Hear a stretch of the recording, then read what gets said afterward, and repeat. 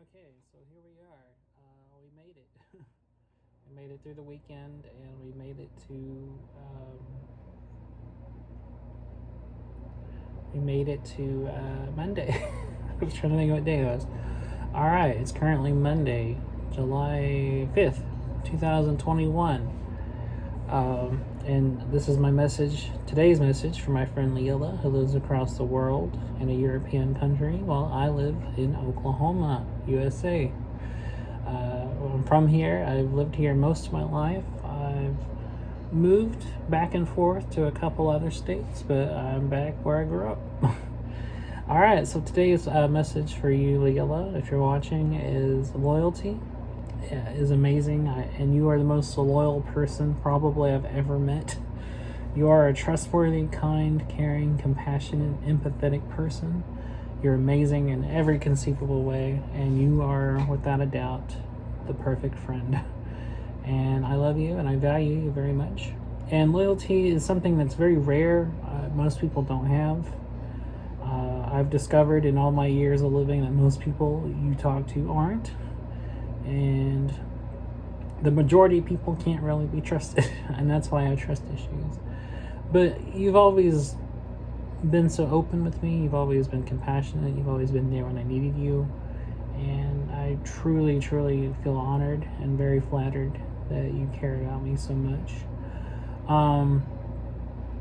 You're just a great, amazing friend, and I'm very, very lucky to be friends with you. And your loyalty is amazing. You know, the things I look for in a person most are honesty and kindness, and you have those things in spades. Those are the two most important qualities for a person to me, is honesty and kindness, and everything else is secondary to me.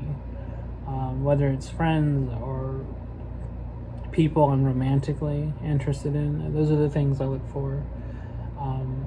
Those things matter more than anything else. They matter to me more than intelligence, more than having a good sense of humor, more than, certainly more than looks. Looks play very little role to me. But you have all those things. You have kindness, you have honesty, you are trustworthy, you're loyal, you're compassionate, you're deeply empathetic. And you truly listen to people, you care about people, you know, all your friends you listen to, and make them feel comfortable with you and able to talk about, what may be going on, what's bothering them. And that's why and I'm sure every other friend of yours, really appreciate you. You're a very beautiful, valuable, amazing, and very unique person. And I love you, and you mean the world to me. You're an amazing friend.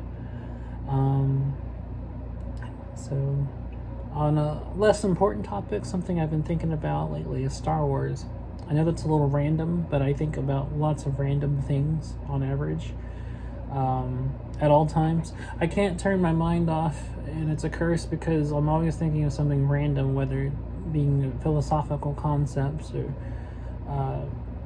man's insignificant place in the universe, or things like Nickelodeon shows I grew up with, or books that I may be reading or have read 15 years ago, or pieces of art that I've seen, or what somebody years ago said. All kinds of things. I'm always thinking about random stuff. It's kind of a specialty of mine. And today's random thing that keeps going through my mind is Star Wars. And quick little thing on that is I'm a fan of Star Wars. I've been a fan of Star Wars my whole life. I grew up watching the original movies. I had them on VHS. And there was a time when I was about 11 and 12 when I would repeatedly watch them. I had a set with the original Star Wars, Empire Strikes Back, and Return of the Jedi.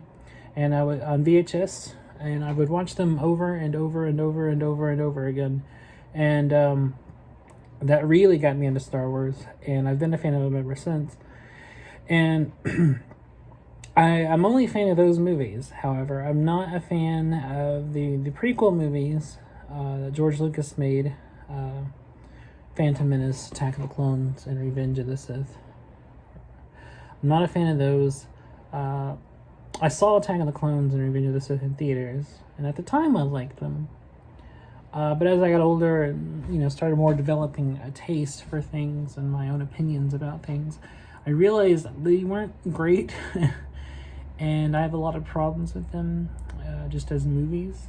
I don't think they work on a lot of levels. And these newer movies that Disney are making, I don't like either. I've seen most of them since they've come out, and the only one I thought was really all that good was the what was it called? Force Awakens? I can't even remember. It was the one that J.J. Abrams directed, and I didn't like Last Jedi. I saw it like 2 or 3 times, and I kept trying to give it a chance, and I just did not like it. I thought it was a very incompetently made mess, and I haven't even bothered to watch this last one, whatever it's called, Skywalker or something, Rise of or whatever. I don't just have no interest in them, and I didn't like any of the other spin-off movies they've made. I didn't like Solo. I didn't like Rogue One. I didn't like any of them.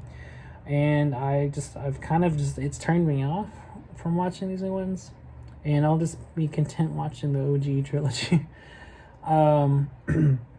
Because those are truly timeless movies, and they had great writing and direction, and the characters are great and they're memorable, and they've already shown to have stood the test of time, and they'll go down as in cinema history being along the likes of other great films like Jaws or Casablanca or Psycho. They've earned their place basically, and I'm fine with that. I'm okay just being a fan of the original trilogy. I don't have to like what people have done with the IP or the franchise. I'm content with liking those. However, I will say I do like some of the extended materials they used to have, like a lot of the novels they wrote back before Disney changed the timeline, the continuity and stuff. I liked those. I read several of those when I was growing up. And I still want to read a bunch of those older novels I wrote in that universe, because I like the Star Wars universe. And actually, I think I like some of those novels and some of those series of novels I wrote more than I like the old movies. And I'd like to go back and read a bunch of those older ones they wrote before they changed the continuity and they changed the canonical things.